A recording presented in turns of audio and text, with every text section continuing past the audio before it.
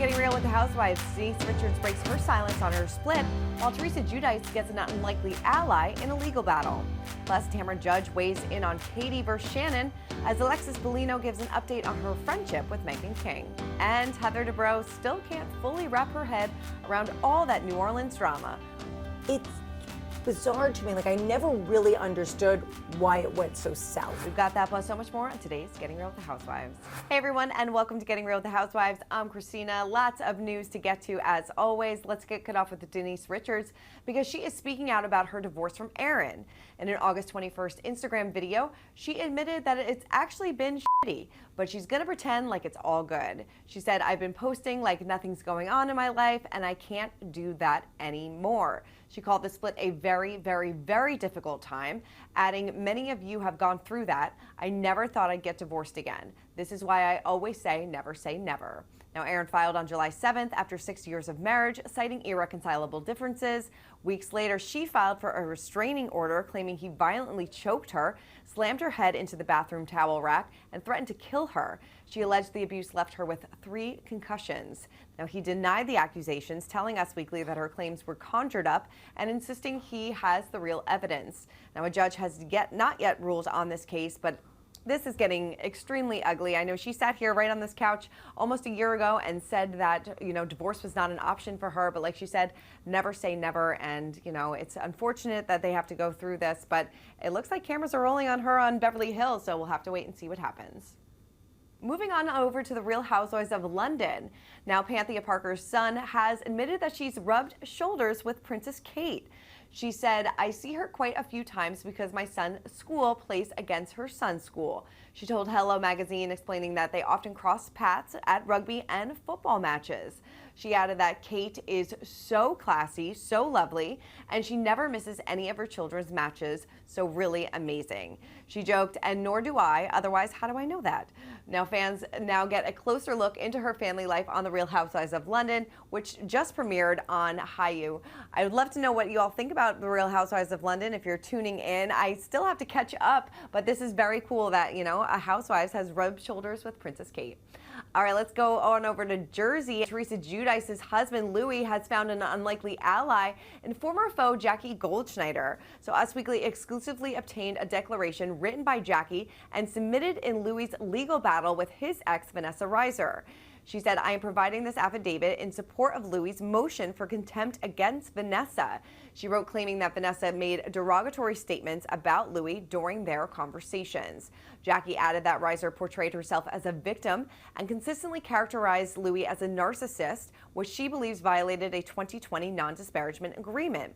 Reiser, however, denied the accusations, telling Us Jackie only sided with Teresa to keep her on the show. Louis has alleged that his ex has tried to sabotage his personal and professional life and even followed Gia Giudice online, something Vanessa dismissed as baseless.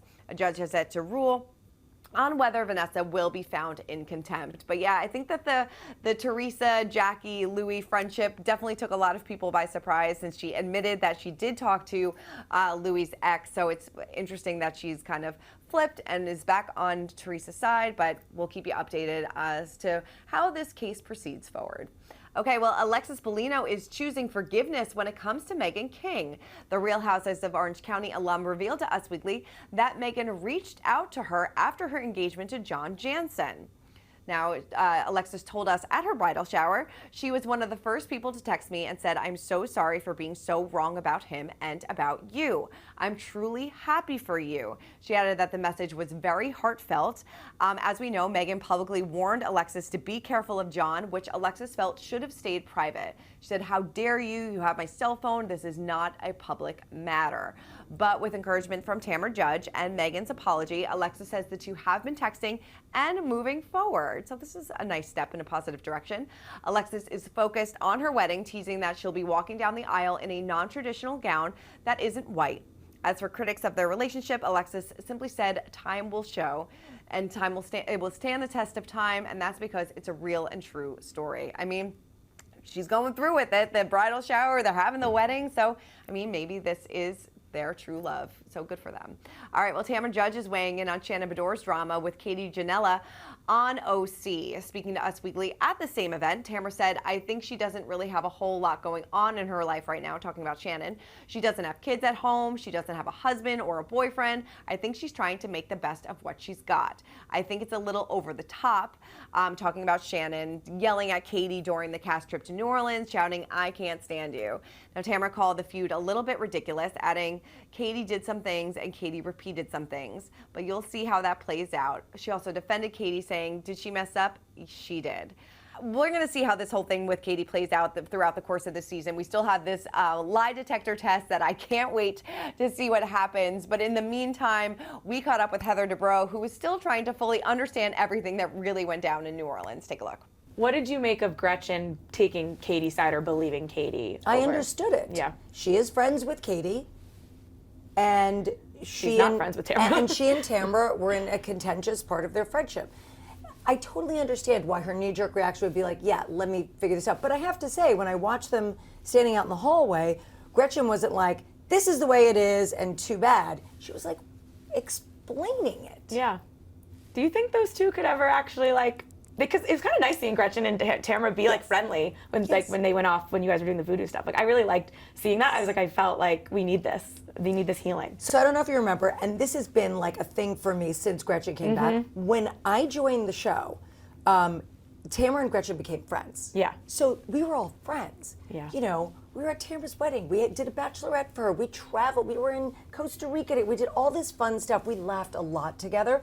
So even though I knew that they had history that predated me when I arrived on the scene, but they were friends. So it's bizarre to me. Like I never really understood why it went so south. All right, well, that is it for this week's episode of Getting Real with the Housewives. Keep commenting, keep subscribing, and I'll see you next week.